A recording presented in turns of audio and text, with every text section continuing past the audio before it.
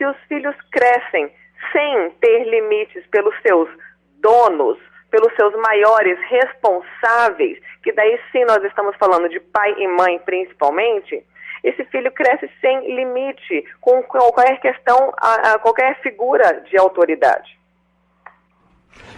Só para completar, mas isso não está necessariamente associado à palmada. Eu conheço, e aí quero que você me corrija se eu estiver errado, conheço pais que criam seus filhos de maneira que, mesmo com palmada, eles permanecem sem limites. Porque não tem limites morais, né? A questão, por exemplo, de tem palmada, mas ganham absolutamente tudo que querem. Sim, mas daí a gente entra numa outra questão maior ainda do capitalismo e principalmente hoje a mãe que trabalha o dia inteiro tanto quanto o pai, aí já entra num outro assunto também. Mas você tocou num ponto que é muito importante também. Muitos pais dizem com muito orgulho que não dão uma palmada no filho e se orgulham disso, ok, mas estão violentando o seu filho moralmente, xingando, gritando o tempo todo. E daí a dor da palmada no bumbum existe? Existe. Não vamos ser hipócritas, né? Um tapinha na bunda? Dói sim. Dói, arde, fica lá alguns segundos. Uma surra não dói só por alguns segundos, uma surra dói na alma, vamos dizer assim, gerando os traumas que tanto discutimos também. Vamos voltar e então, a violência moral também, né? Vamos voltar então, Mário Volpi, para essa questão, Mário, dessa linha tênue, essa zona nebulosa que tem entre a simples palmada, que, como eu já disse, acredito que você vai concordar, ela não é a grande preocupação dos educadores, não é a grande preocupação das pessoas que são contra a palmada, e a questão do outro extremo do que já passa a ser surra. Eu falo dessa zona nebulosa, assim, por exemplo, como uma sequência de palmadas ou uma palmada na cara, né, o tapa na cara.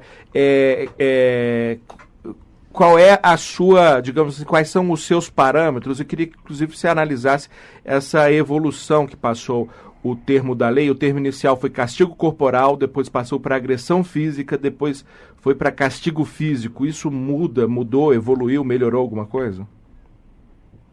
Parte de todo o processo legislativo, essa tentativa de criar um consenso na sociedade, porque o mais importante da lei, né, é que ela cumpra uma função pedagógica na sociedade. Trazer o debate, né, para a sociedade, exatamente, criar consciência. que as pessoas discutam isso que a gente está discutindo. Eu acho que apresentar a palmada como uma alternativa aos pais, eu não acho bom. Eu não vejo que tenha nenhuma vantagem nisso. Eu acho que ela simbolicamente, ela se encaixa num ato de violência muito específica, que está dentro dessa origem. Agora, julgar o que é uma atitude de violência ou não, isso aí cabe ao sistema de justiça, enfim, aí vai caber aos profissionais dessa área distinguir em o que foi uma atitude educativa e o que foi uma atitude de agressão. Então, mas isso não é simplesmente para palmada ou para agressão, é para todas as áreas, não é? Até para caracterizar um furto, um roubo, uma agressão física, uma lesão corporal. Obviamente, depois que a sociedade incorpora essa perspectiva, vão sendo produzidos critérios, não é?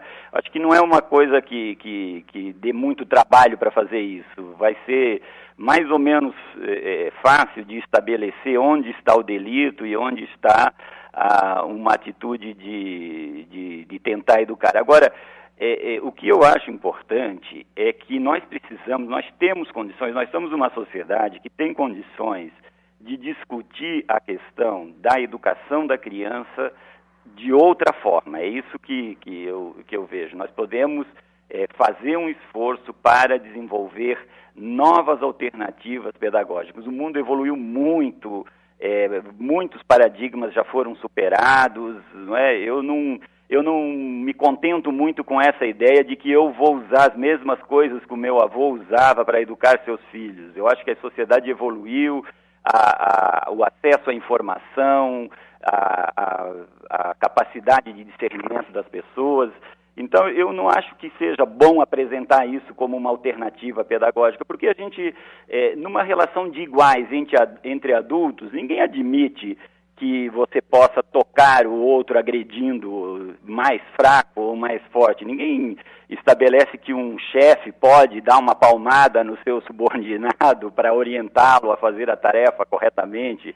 Quer dizer, eu acho que é muito estranho que entre iguais você não aceite, e entre os diferentes, entre pessoas que têm diferentes estágios de desenvolvimento, você aceite isso. Eu acho que essa é uma visão muito adultocêntrica, centrado no conforto do adulto, que não quer gastar tempo administrando o conflito, a tensão, a desobediência, a birra. Então ele acha, vamos para o que resolve mais rápido.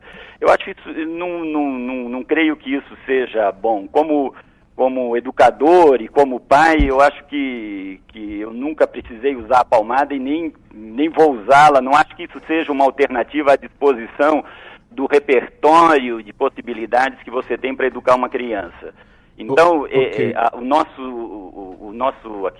nossa reflexão do Unicef é alinhar o país junto daqueles mais de 30 países que estão fazendo um esforço de orientar as famílias para que o diálogo prevaleça na relação entre adultos e crianças, e que o estímulo à sua criatividade, ao seu desenvolvimento, seja a ênfase, e que a gente retire a violência do nosso repertório, em todas as suas formas, né? E eu acho que, nesse sentido, a lei pode nos ajudar com isso. Ok. Bom, eu tenho o estranho hábito de encontrar, mesmo nas divergências, as convergências, e tenho enxergado algumas convergências entre as duas posições, por exemplo, no fato da Denise ter dito que a palmada é o último recurso, todos esses recursos de diálogo têm que ser utilizados antes, dizer também que que você não pode generalizar o comportamento, que algumas crianças a questão vai se resolver com o diálogo, com outras não, a palmada vai ser um recurso que vai se lançar a mão. Denise, nesse sentido,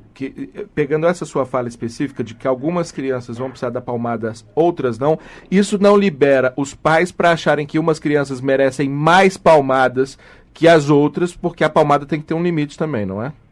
Com certeza. Agora, veja bem, é questionado, né? Muitas pessoas questionam, como o próprio Mário Denise, citou agora. Eu vou só pedir para você fazer uma resposta mais breve nessa última participação, porque nós já estamos com o tempo bastante estourado. Tá certo. Muitas pessoas questionam a questão de como o tamanho da mão, a força colocada, né?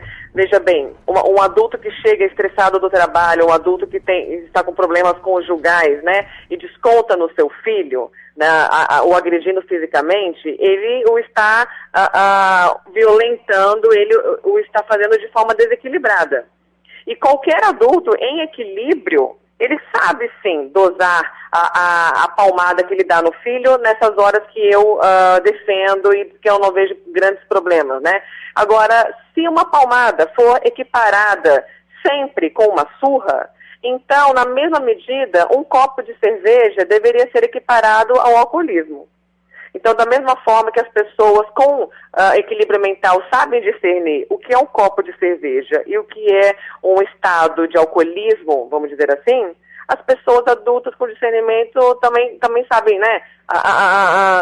Também tem o discernimento pleno para discernir uma palmada de um espancamento. Perfeito, eu quero agradecer mais uma vez a Denise Dias e ao Mário Volpe, que é coordenador do programa Cidadania dos Adolescentes da Unicef aqui no Brasil, e a Denise Dias, que é terapeuta infantil, autora do livro Tapa na Bunda, por terem enriquecido muito o nosso programa. Estouramos aí em mais de 15 minutos o tempo previsto para esse debate, mas eu acredito que valeu muito a pena a gente ter aprofundado um pouco mais nesse debate. Como eu coloquei, é um debate, não estamos resolvendo essa questão, que é uma questão, inclusive, para muito tempo, e para a humanidade investir sua razão, sua emoção nesse processo de amadurecimento. Mário, mais uma vez, muito obrigado. Denise, mais uma vez, muito obrigado também. Excelente dia para vocês dois. Muito obrigado. Obrigado igualmente.